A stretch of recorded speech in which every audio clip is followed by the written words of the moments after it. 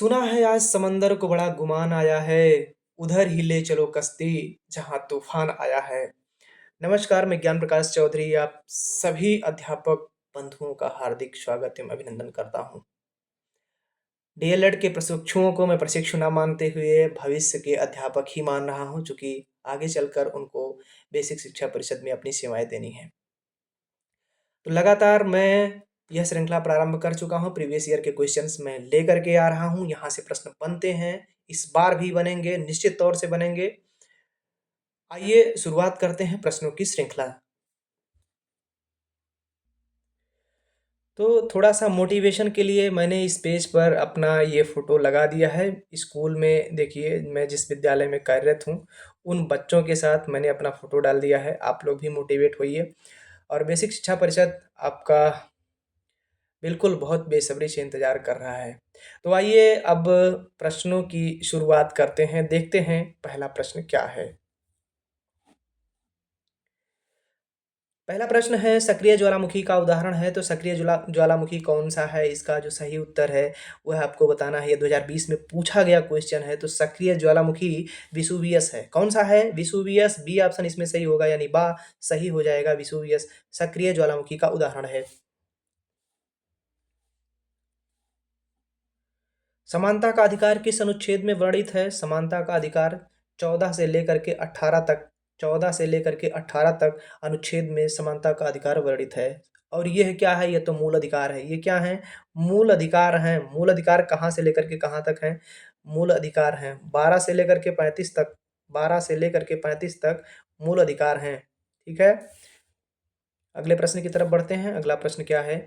Bank draft है, तो bank draft जो है वह परिवर्तनशील पत्र मुद्रा है। क्या है? परिवर्तनशील पत्र मुद्रा है। ग्रैंड ट्रंक रोड का निर्माण किस शासक ने करवाया है? तो इसका निर्माण शेर शाह सूरी के द्वारा हुआ है और इसे ही जीटी रोड कहते हैं। सार्ट फार्म में शेर शाह सूरी ने इसका निर्माण करवाया और इसे ही जीटी रोड कहते हैं। जीटी यानी ग्रैंड ट्रंक रोड। भारत का नेपोलियन किसे कहा जाता है? भारत का नेपोलियन समुद्रगुप्त को कहा जाता है। बा इसमें सही हो जाएगा। निम्नलिखित में से कौन रूपांतरित चट्टानों का उदाहरण नहीं है? तो रूपांतरित चट्टानों का उदाहरण नहीं है, वह ग्रेनाइट है। क्या है? ग्रेनाइट। इसमें दा सही हो जाएगा।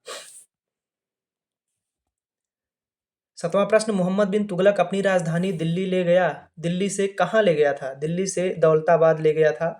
इसमें आ सही हो जाएगा, दिल्ली से दौलताबाद। अस्वच्छांश से संबंधित है। अस्वच्छांश 30 डिग्री से संबंधित है। 30 डिग्री जो अक्षांश है वह अस्वच्छांश से संबंधित है। तो अक्षांश क्या होते हैं आप ये जानते ही होंगे। अक्षांश क्या है? ये मान लीजिए ये पृथ्वी है, ये ग्लोब है। ये ग्लोब पर जो पड़ी लाइनें हैं, जो मध्य से खींची गई रेखा है यानी 0 डिग्री है, ये अक्षांश कहलाती है। जो पट्ट लाइनें हैं इसे अक्षांश कहते हैं और जो खड़ी लाइनें होती हैं इन्हें देशांतर कहते हैं। जो खड़ी लाइनें इन्हें क्या कहते हैं? इन्हें देशांतर कहते हैं। देशांतर। और जो तिरछी लाइनें हैं यानी पड़ी लाइनें, क्षैतिज लाइनें हैं, उन्हें ही कहते हैं अक्षांश। क्या कहते हैं? उन्हें अक्षांश कहते हैं। क्लियर हो गया होगा। अगले प्रश्न की तरफ बढ़ते हैं। अगला प्रश्न क्या है? Gulf stream. गल्फ स्ट्रीम क्या है? तो गल्फ स्ट्रीम महासागरीय धारा है। क्या है? महासागरीय धारा है गल्फ स्ट्रीम। तराइन का प्रथम युद्ध हुआ था, तो तराइन का प्रथम युद्ध 1191 ईस्वी में होता है। 1191 ईस्वी में होता है। गुलाम वंश का प्रथम सुल्तान था। गुलाम वंश का प्रथम सुल्तान था कुतुबुद्दीन ऐबक। कौन था? कुतुबुद्दीन ऐबक। महमूद गजनवी ने सोमनाथ के मंदिर पर आक्रमण कब किया था? तो बहुत ही प्रसिद्ध है सोमनाथ के मंदिर पर आक्रमण उसने कब किया था? 1025-26 ईस्वी में उसने किया था। और महमूद गजनवी ने कुल कितनी बार आक्रमण किए थे? 17 बार। कितनी बार? 17 बार आक्रमण किए थे इन्होंने। वायुमंडल में सबसे अधिक किस गैस की मात्रा होती है? तो वायुमंडल में जो सर्वाधिक होती है वह नाइट्रोजन की मात्रा होती है। वायुमंडल में नाइट्रोजन की मात्रा सबसे अधिक होती है। कितनी होती है? 78%। 78%। ऑक्सीजन की मात्रा कितनी होती है? ऑक्सीजन की मात्रा कितनी होती है? 21%। 21%, याद रखिएगा, पूछ लेता है, कई बार पूछा गया है। कार्बन की मात्रा कितनी होती है? कार्बन की मात्रा 0.3%। 0.3% होती है। और कार्बन से अधिक होती है मात्रा, एक और तत्व होता है, उसका नाम होता है आर्गन। क्या? आर्गन। आर्गन की मात्रा कितनी होती है? आर्गन की मात्रा जो होती है वह 0.93%।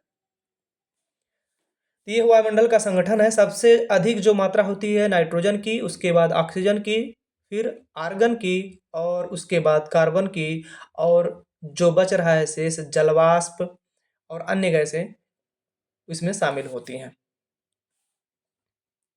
अजमेर में किस सूफी संत की दरगाह है? तो अजमेर में किस सूफी संत की दरगाह है बताना है आपको। कुतुबुद्दीन बख्तियार काकी, ख्वाजा मोइनुद्दीन चिश्ती, ख्वाजा मोइनुद्दीन औलिया, ख्वाजा सलीम चिश्ती। तो किसका है? ख्वाजा मोइनुद्दीन चिश्ती। बा इसमें सही हो जाएगा।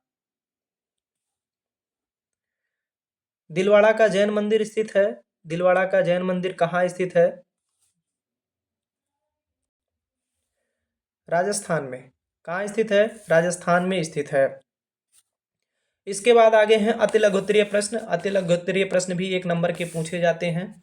शैल कितने प्रकार के होते हैं? तो शैल 3 प्रकार के होते हैं। शैल कितने प्रकार के होते हैं? 3 प्रकार के होते हैं। आग्नेय शैल, अवसादी शैल, रूपांतरित शैल, है ना। ये 3 प्रकार के शैल होते हैं। और आग्नेय शैल को ही प्राथमिक शैल कहा जाता है। दूसरा प्रश्न है, मौर्य साम्राज्य का अंतिम सम्राट कौन था? तो मौर्य साम्राज्य का अंतिम सम्राट वृहद्रथ था। कौन था? वृहद्रथ। वृहद्रथ। ये बौद्ध धर्म के अनुयायी थे। किस धर्म के? बौद्ध धर्म के अनुयायी थे। सम्राट अशोक भी बौद्ध धर्म के अनुयायी हुए थे। आग्नेय शैल की विशेषताएं बताइए। आग्नेय शैल की कौन कौन सी विशेषताएं होती हैं यह आपको बताना है। तो यह जो है चट्टानें जीव जंतु एवं वनस्पति रहित है। आग्नेय शैल जो होती हैं यह प्राथमिक शैल है। प्रथम चट्टान होता है, यानी जो लावा निकलता है, जो लावा निकला और वह लावा गर्म होता है, जब वह ठंडा हो जाता है तो वह शैल के रूप में परिवर्तित होता है। तो कौन सा शैल बनता है? वह आग्नेय शैल बनता है। यह प्राथमिक शैल कहलाता है। तो जब प्राथमिक शैल है तो इसमें जीव जंतु और वनस्पतियां बिल्कुल नहीं होंगी, क्योंकि अंदर से निकला हुआ लावा है। तो अंदर तो जीव जंतु और वनस्पतियां कुछ है नहीं। तप्त, बिल्कुल तरल अवस्था में, बहुत ही गर्म लावा वहां होता है अंदर। दूसरा चीज क्या है कि ये रवेदार चट्टानें होती हैं। तीसरा है कि ये कठोर एवं अपारगम चट्टानें होती हैं। चौथा है इन चट्टानों में परतें नहीं होती हैं। तो ये विशेषताएं हैं आग्नेय शैल की। दशावतार मंदिर कहाँ स्थित है? देवगढ़। देवगढ़ झांसी। देवगढ़ झांसी दशावतार मंदिर जो है यह देवगढ़ झांसी उत्तर प्रदेश में स्थित है, अपने यूपी में है। इस मंदिर का निर्माण गुप्त काल में हुआ था। किस काल में हुआ? गुप्त काल में हुआ था। तुगलक वंश का संस्थापक कौन था? तुगलक वंश का संस्थापक गयासुद्दीन गयासुद्दीन तुगलक था। कौन था? गयासुद्दीन तुगलक था, तुगलक वंश का संस्थापक। ये 1320 ईस्वी से 1325 ईस्वी तक शासन किए। इन्होंने तुगलकाबाद शहर बसाया था। कौन सा शहर इन्होंने बसाया? तुगलकाबाद शहर। अगला प्रश्न है, कबीरदास का जन्म कहाँ हुआ था? तो कबीरदास का जन्म 1398 ईस्वी में काशी वाराणसी में हुआ था। राष्ट्रीय उपभोक्ता दिवस कब मनाया जाता है? राष्ट्रीय उपभोक्ता दिवस 24 दिसंबर को मनाया जाता है। कब? 24 दिसंबर को मनाया जाता है। यह दिन इसलिए मनाया जाता है क्योंकि इसी दिन 1986 ईस्वी में उपभोक्ता संरक्षण अधिनियम पारित किया गया था। तो क्यों मनाया जाता है? 1986 ईस्वी में 24 दिसंबर के दिन राष्ट्रीय उपभोक्ता संरक्षण अधिनियम पारित किया गया था, इसलिए राष्ट्रीय उपभोक्ता दिवस 24 दिसंबर को मनाया जाता है। हरित क्रांति किससे संबंधित है? हरित क्रांति कृषि से संबंधित है। भारत में हरित क्रांति के जनक एम एस स्वामीनाथन को माना जाता है। इनको याद रखिएगा। एम.एस. स्वामीनाथन को हरित क्रांति का जनक माना जाता है। तो हरित क्रांति को तीसरी क्रांति भी कही जाती है।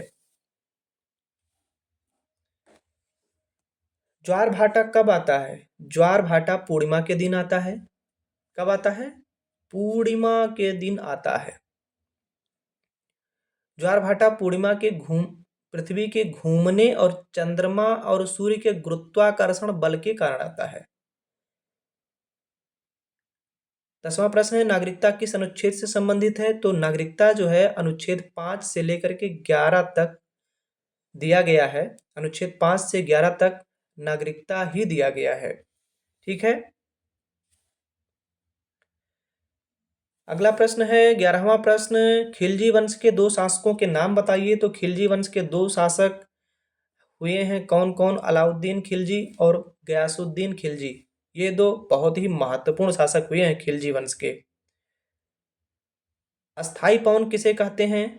ऐसी पवनें जो सदैव एक ही क्रम में वर्ष भर एक निश्चित दिशा की ओर चलती हैं, अस्थाई पवनें कहलाती हैं।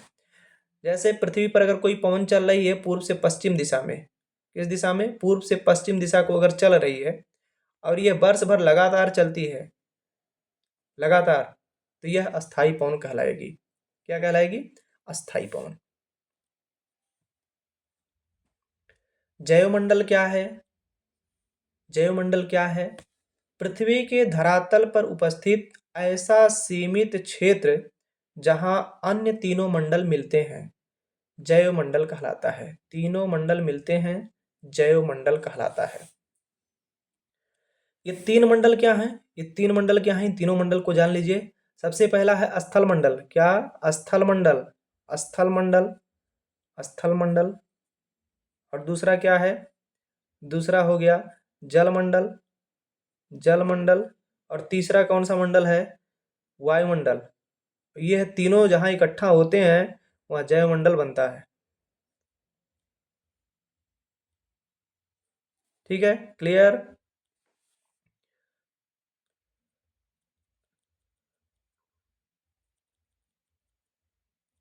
अगला प्रश्न है, सूर्यालय क्या है? सूर्यालय क्या है? जब चंद्रमा सूर्य और पृथ्वी के बीच में आता है, जब चंद्रमा सूर्य और पृथ्वी के बीच में आता है तो पृथ्वी से सूर्य का प्रकाश वाला भाग दिखाई नहीं देता और उस समय पृथ्वी पर सूर्य का प्रकाश ना पड़कर चंद्रमा की परछाई नजर आने लगती है, उसे सूर्यालय कहते हैं।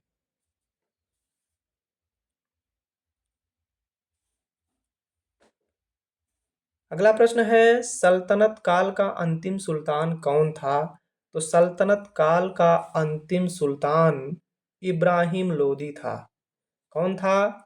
इब्राहिम लोदी अंतिम शासक था सल्तनत काल का। आइए हैं, अब पहुंच गए हैं हम लोग लघुत्तरीय प्रश्न पर। लघुत्तरीय प्रश्नों की चर्चा करते हैं। लघुत्तरीय प्रश्न, पहला प्रश्न है, पृथ्वी की आंतरिक संरचना स्पष्ट कीजिए।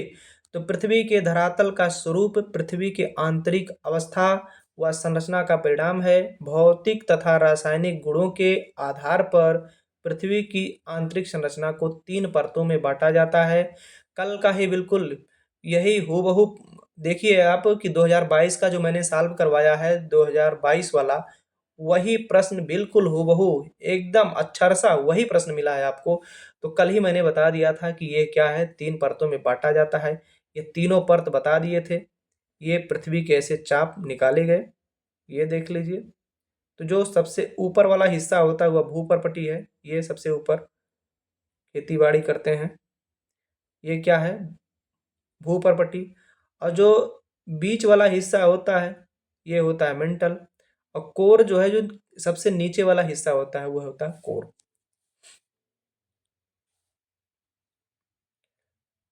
हमारे मौलिक कर्तव्य कौन कौन से हैं? तो मौलिक कर्तव्य हमारे 11 हो गए हैं। उन मौलिक कर्तव्यों को देखते हैं कौन कौन से हमारे मौलिक कर्तव्य हैं।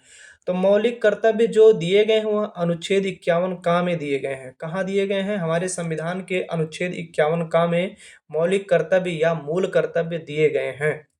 कौन कौन से कर्तव्य हमारे हैं? ये 11 कर्तव्य हैं।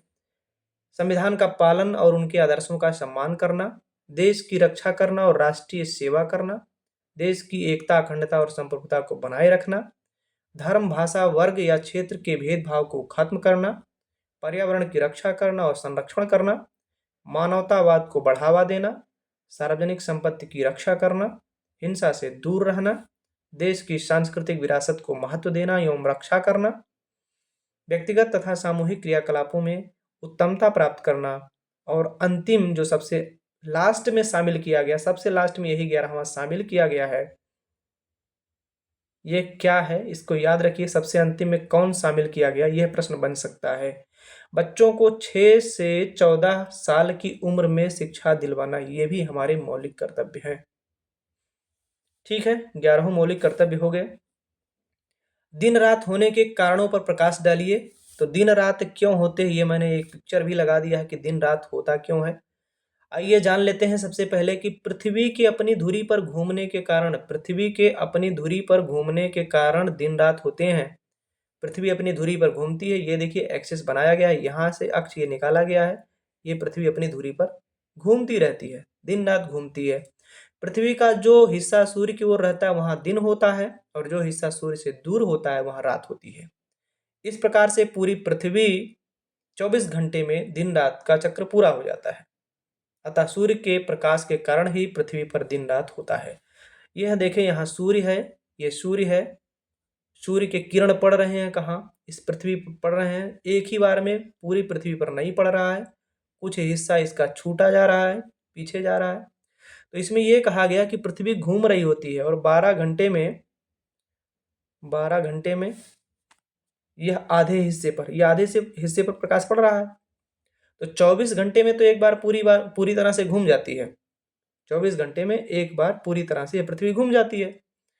तो जाहिर सी बात है 12 घंटा कहीं ना कहीं किसी ना किसी क्षेत्र पे वो दिन रहेगा। ये देखें आप, इस तरह इसका उजाला, ये सूर्य का रोशनी इस पे पड़ रहा है, तो यहाँ दिन है, और जहाँ नहीं पड़ रहा है पीछे वहाँ रात है। तो कुछ देर बाद जो है, जब ये पृथ्वी घूमेगी तो ये रात वाला हिस्सा आगे चला आएगा, यहाँ दिन हो जाएगा। ये रात वाला हिस्सा यहाँ चला आएगा, यहाँ दिन हो जाएगा, और दिन वाला हिस्सा यहाँ चला जाएगा, ये रात हो जाएगा। तो पृथ्वी के घूर्णन के कारण ही दिन और रात होते हैं। गुप्त काल की विशेषता बताइए। गुप्त काल की विशेषताएं क्या हैं? गुप्त काल की निम्नलिखित विशेषताएं हैं। यह भारतीय इतिहास का स्वर्णिम काल था। समुद्रगुप्त इस वंश का सबसे प्रतापी राजा था। इस वंश के 14 राजाओं ने लगभग 250 वर्षों तक शासन किए। गुप्त वंश का काल भारत की राजनीति की एकता का युग था। इस काल में अभूतपूर्व शांति एवं सुव्यवस्था स्थापित हुई। साहित्य एवं विज्ञान के क्षेत्र में अपूर्व प्रगति हुई, नई नई खोजें हुई हैं। सभी प्रकार के कला क्षेत्रों में अभूतपूर्व उन्नति हुई है। इसलिए गुप्त काल को भारतीय इतिहास का स्वर्ण काल कहा जाता है। वायुमंडल का संगठन स्पष्ट कीजिए। तो वायुमंडल के संगठन को देखें, आप देख सकते हैं, यह दिखाया गया है वायुमंडल का संगठन, कि वायुमंडल में 78% नाइट्रोजन पाया जाता है। कितना पाया जाता है? 78% नाइट्रोजन है वायुमंडल में। कितना? 78% नाइट्रोजन। 21% ऑक्सीजन है, O2। N2 कितना है? नाइट्रोजन 78%।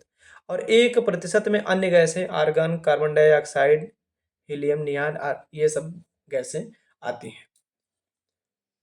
तो वायुमंडल अनेक गैसों के मिश्रण से बना हुआ है। लिखेंगे कैसे? इस तरह से लिखेंगे, वायुमंडल अनेक गैसों के मिश्रण से बना हुआ है। वायुमंडल में जो गैसें पाई जाती हैं वह निम्नलिखित हैं।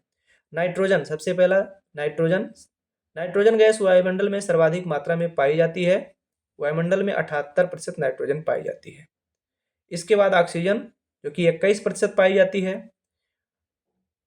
आर्गन, इसे अक्रिय गैस भी कहा जाता है, और वायुमंडल में 0.93% आर्गन गैस पाई जाती है। कार्बन डाइऑक्साइड एक भारी गैस होती है, इसे ग्रीन हाउस गैस भी कहा जाता है। CO2 जो होता है वो भारी गैस होती है, और इसे ग्रीन हाउस गैस भी कहा जाता है। इसको नोट कर लीजिए। इसी गैस के द्वारा पेड़ पौधे अपना भोजन बनाते हैं। ओजोन, ओजोन को O3 कहते हैं। ओजोन को O3।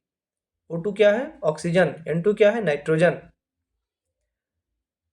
तो ओजोन वायुमंडल में इसकी मात्रा बहुत कम होती है। यह वायुमंडल की एक महत्वपूर्ण गैस होती है। क्यों महत्वपूर्ण होती है? क्योंकि यह सूर्य की पराबैंगनी किरणों को रोकती है। किसको रोकती है? सूर्य से आने वाली जो हानिकारक किरणें होती हैं वह ओजोन परत रोक देती है। जलवाष्प, कुछ जलवाष्प भी पाए जाते हैं कार्बन डाइऑक्साइड की तरह। यह भी एक ग्रीन हाउस गैस है। जलवाष्प भी ग्रीन हाउस गैस है। यह ठोस, द्रव एवं गैस तीनों अवस्था में पाई जाती है। तो इतना अगर आप लिख देते हैं तो पूरे के पूरे नंबर आपको मिलेंगे, नो डाउट। चाहे तो आप, अगर थोड़ा सा समय मिले तो आप ऐसे इसका स्ट्रक्चर बना सकते हैं कि 78% नाइट्रोजन है, 21% ऑक्सीजन है, और अन्य गैसों में आप 1% में अन्य गैसों को दर्शा सकते हैं। अगले प्रश्न की तरफ बढ़ते हैं। भारत की मौद्रिक नीति स्पष्ट कीजिए। भारत की मौद्रिक नीति स्पष्ट कीजिए। क्या है मौद्रिक नीति? तो भारत की मौद्रिक नीति जो है वह आर्थिक विकास को प्रोत्साहन, भारत में पूंजी निर्माण की स्थिति अच्छी नहीं है, इसके निर्माण एवं आर्थिक विकास को सुधारने के लिए भारत में मौद्रिक नीति बनाई गई है। वित्तीय प्रबंधन करना। मौद्रिक नीति बनाए जाने के कारण भारत की आर्थिक स्थिति मजबूत हो गई और देश प्रगति की ओर अग्रसर हो गया। मौद्रिक नीति के कारण ही वित्तीय प्रबंधन को प्रोत्साहन मिला। आर्थिक असमानताओं को कम करना। भारत में मौद्रिक नीति बनाए जाने से काफ़ी हद तक इसकी आर्थिक असमानताएं कम हो गई और देश की आर्थिक स्थिति सुदृढ़ हो गई है। ऋण प्रबंधन। भारत में मौद्रिक नीति का सबसे बड़ा कार्य सार्वजनिक ऋण का प्रबंध करना था। इससे बड़े बड़े उद्योगों का विकास हुआ और देश प्रगति की ओर अग्रसर हो गया। तो यह भारत की मौद्रिक नीति थी। इन 4 बिंदुओं में आप देख सकते हैं।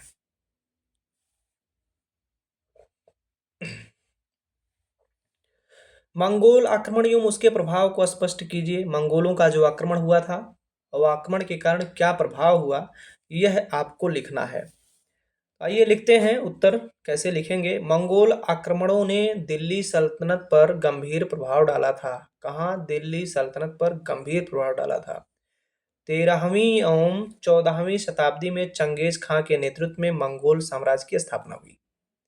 किसके नेतृत्व में? चंगेज खां। नाम याद रखिएगा, चंगेज खां। चंगेज खां के नेतृत्व में मंगोलों ने उत्तरी चीन को अपने अधीन कर लिया। दिल्ली सल्तनत की आंतरिक एवं बाह्य नीति पर मंगोलों के आक्रमण का गंभीर प्रभाव पड़ा। यहाँ की समस्त उपजाऊ भूमि नष्ट हो गई, जिसके कारण देश की आर्थिक व्यवस्था चरमराने लगी थी। मंगोल बहुत ही निर्दयी एवं क्रूर थे। इन्होंने भारत के लोगों का निःशंसता पूर्वक संहार किया, इसलिए भारत के लोग उन्हें घृणा और भय की दृष्टि से देने लगे। मंगोल आक्रमणों के कारण राजनीतिक विचारधाराओं में बदलाव आया। मंगोल आक्रमण से भारत में स्वतंत्र तर्कवाद की विचारधारा पनपी। ये उसके प्रभाव रहे। मंगोलों के आक्रमण के ये सब प्रभाव रहे हैं। मंगोलों ने जो आक्रमण किया, चंगेज खां के नेतृत्व में आक्रमण किया था, और ये जो है मंगोल शासकों की नींव रखते हैं चंगेज खां जी।